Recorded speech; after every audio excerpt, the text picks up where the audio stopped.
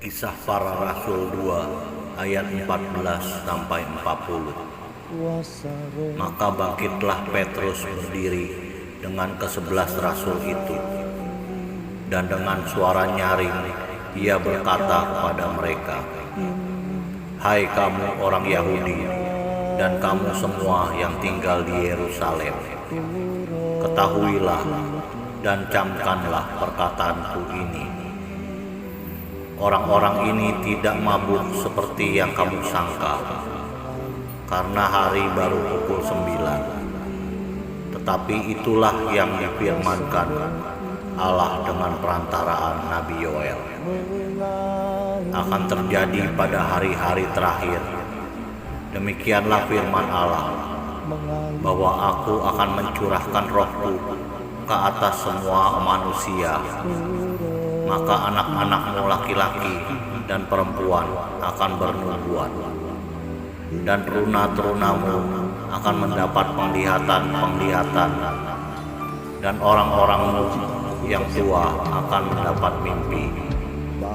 Juga ke atas hamba-hambaku laki-laki dan perempuan akan kucurahkan rohku pada hari-hari itu, dan mereka akan bernubuat.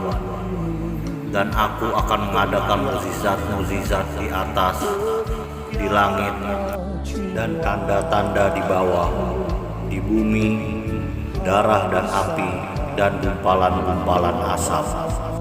Matahari akan berubah menjadi gelap gulita, dan bulan menjadi darah, sebelum datangnya hari Tuhan, hari yang besar dan mulia itu. Dan barang siapa yang berseru kepada nama Tuhan akan diselamatkan.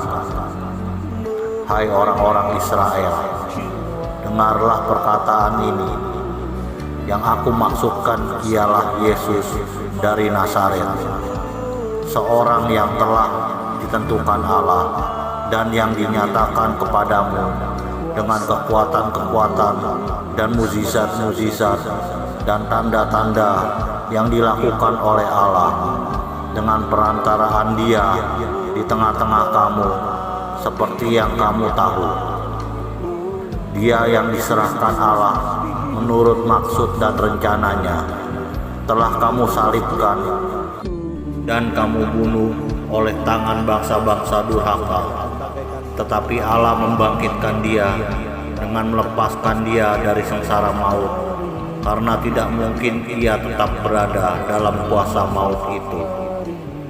Sebab Daud berkata tentang Dia, "Aku senantiasa memandang kepada Tuhan, karena Ia berdiri di sebelah kananku. Aku tidak goyah. Sebab itu hatiku bersukacita dan jiwaku bersorak-sorak. Bahkan tubuhku akan diam dengan tenteram. Sebab Engkau tidak menyerahkan aku kepada dunia orang mati, dan tidak membiarkan orang kudus-Mu melihat kebinasaan. Engkau memberitahukan kepadaku jalan kehidupan. Engkau akan melimpahi aku dengan sukacita di hadapan-Mu. Saudara-saudara, aku boleh berkata-kata dengan terus terang padamu tentang Daud, bapa bangsa kita. Ia telah mati dan dikubur, dan kuburannya masih ada pada kita sampai hari ini. Tetapi ia adalah seorang nabi, dan ia tahu bahwa Allah telah berjanji kepadanya dengan mengangkat sumpah bahwa ia akan mendudukan seorang dari keturunan Daud sendiri di atas tahtanya. Karena itu ia telah melihat ke depan dan telah berbicara tentang kebangkitan Mesias, ketika ia mengatakan bahwa Dia tidak ditinggalkan di dalam dunia orang mati, dan bahwa dagingnya tidak mengalami kebinasaan. Yesus inilah yang dibangkitkan Allah, dan tentang hal itu kami semua adalah saksi. Dan sesudah Ia ditinggikan oleh tangan kanan Allah dan menerima Roh Kudus yang dijanjikan itu, maka dicurahkannya apa yang kamu lihat dan dengar di sini.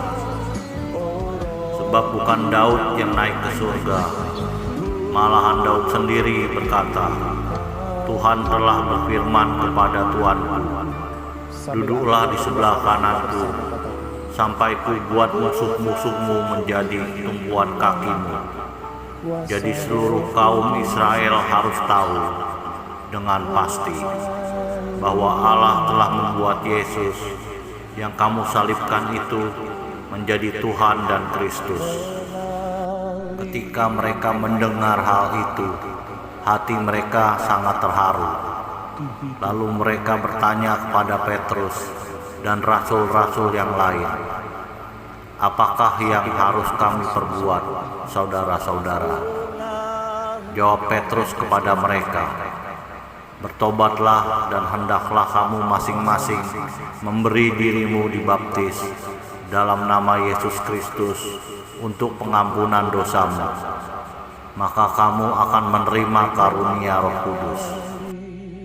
Sebab bagi kamulah janji itu, dan bagi anak-anakmu, dan bagi orang yang masih jauh, yaitu sebanyak yang akan dipanggil oleh Tuhan Allah kita. Dan dengan banyak perkataan lain lagi, ia memberi suatu saksian yang sungguh-sungguh, dan ia mengecam dan menasehati mereka, katanya, berilah dirimu diselamatkan dari angkatan yang jahat ini. Amin.